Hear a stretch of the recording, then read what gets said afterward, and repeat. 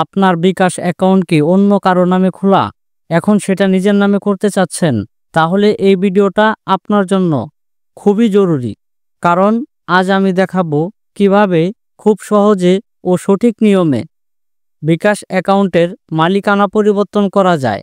অনেকেই ভাবেন বিকাশ অ্যাকাউন্ট একবার যেভাবে খোলা হয়েছে সেটা আর বদলানো যায় না। এটা আপনাদের ভুল ধারণা। আসলে সঠিক নিয়ম জানা না থাকার কারণেই সবাই এই ঝামেলায় পড়েন। এই ভিডিওতে আমি স্টেপ বাই স্টেপ বোঝানোর চেষ্টা করব কিভাবে আপনারা বিকাশের মালিকানা পরিবর্তন করবেন এবং কি কি কাগজপত্র লাগবে ও কত সময় লাগবে, আর কোন কোন ভুলে মালিকানা পরিবর্তন বাতিল হয়ে যেতে পারে। তাই পুরো ভিডিওটা মনোযোগ দিয়ে দেখুন। স্কিপ করলে গুরুত্বপূর্ণ তথ্য মিস হয়ে যেতে পারে। চলুন বিকাশ কাস্টমার কেয়ার কি বলে তাদের কাছ থেকেই শুনে আসি। স্বাগতম। Good morning. Welcome to bKash helpline. প্রিয় গ্রাহক, এখন থেকে জাতীয় পরিচয়পত্র নাম্বার এবং সাম্প্রতিক আউটগোয়িং লেনদেনের তথ্য দিয়ে আপনি নিজেই পিন রিসেট, সাময়িকভাবে বন্ধ রাখা অ্যাকাউন্ট খোলা, স্টেটমেন্ট সহ আরও অনেক সেবা খুব সহজেই নিতে পারছেন 16247 সেলফ সার্ভিস IVR থেকে। বাংলার জন্য এক প্রেস করুন। ফর ইংলিশ পিন রিসেটের জন্য এক প্রেস করুন। Mini statement. আপনার কলটি আমাদের কাস্টমার সার্ভিস এক্সিকিউটিভের কাছে ট্রান্সফার করা হচ্ছে। অনুগ্রহ করে অপেক্ষা করুন। ভবিষ্যৎ প্রয়োজন এবং সেবার মান উন্নয়নের জন্য আপনার কলটি রেকর্ড অথবা মনিটর করা হতে পারে।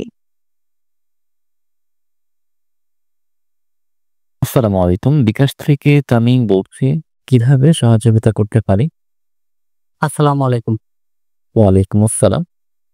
জি, আমি একটি বিষয় জানার জন্য ফোন দিয়েছিলাম।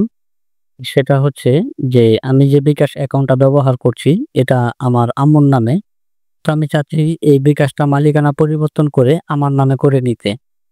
আচ্ছা, বিকাশ অ্যাকাউন্টের মালিকানা চেঞ্জ করা যায় না, তবে আপনি যদি চান এই অ্যাকাউন্টটা স্থায়ীভাবে বন্ধ করে এরপর এই সিমটাতেই আপনার পরিচয়পত্র দিয়ে অ্যাকাউন্ট খুলতে পারবেন।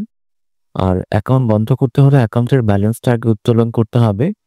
শূন্য টাকা শূন্য পয়সা করে আইডি কার্ড এর মূল কপি অথবা স্পষ্ট ফটোকপি নিয়ে, যার আইডি কার্ড তাকে সাথে নিয়ে বিকাশের অফিসে যাবেন। সেখান থেকে অ্যাকাউন্টটা ক্লোজ করে দেওয়া হবে। আর ক্লোজ করে দেওয়ার ঠিক 2 কর্মদিবস পরে এই নাম্বারটাতে নতুন করে একটা অ্যাকাউন্ট খুলে নিতে পারবেন। অ্যাকাউন্ট খোলার জন্য কি আমি নিজেই খুলতে পারবো না এজেন্ট থেকে খোলা যাবে? না, আপনি নিজেই খুলতে পারবেন, সমস্যা না। আচ্ছা আচ্ছা।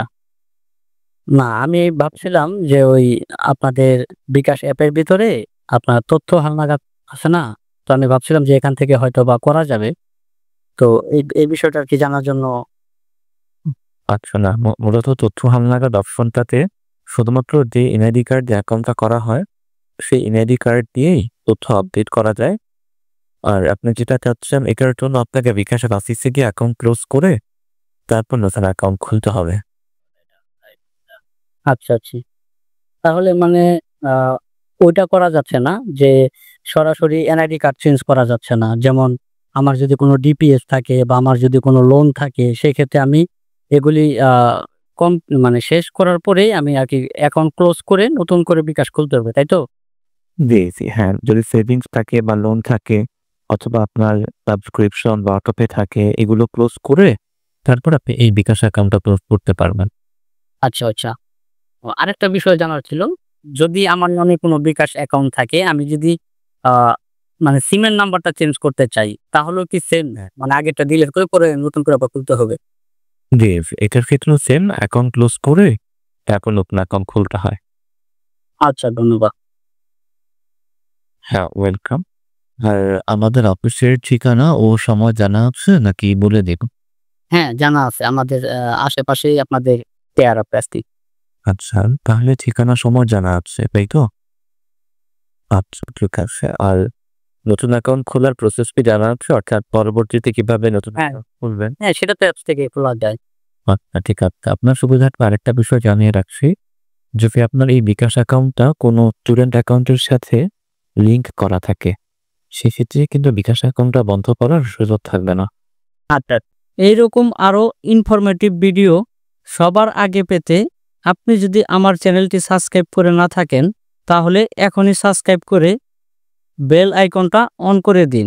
বিকাশ সম্পর্কে আরও কোনো মতামত যদি আপনার থাকে কমেন্ট করে ফেলুন, আমি উত্তর দেওয়ার চেষ্টা করব। দেখা হবে পরবর্তী কোনো ভিডিওতে। সেই পর্যন্ত সবাই ভালো থাকবেন, সুস্থ থাকবেন। আসসালামু আলাইকুম।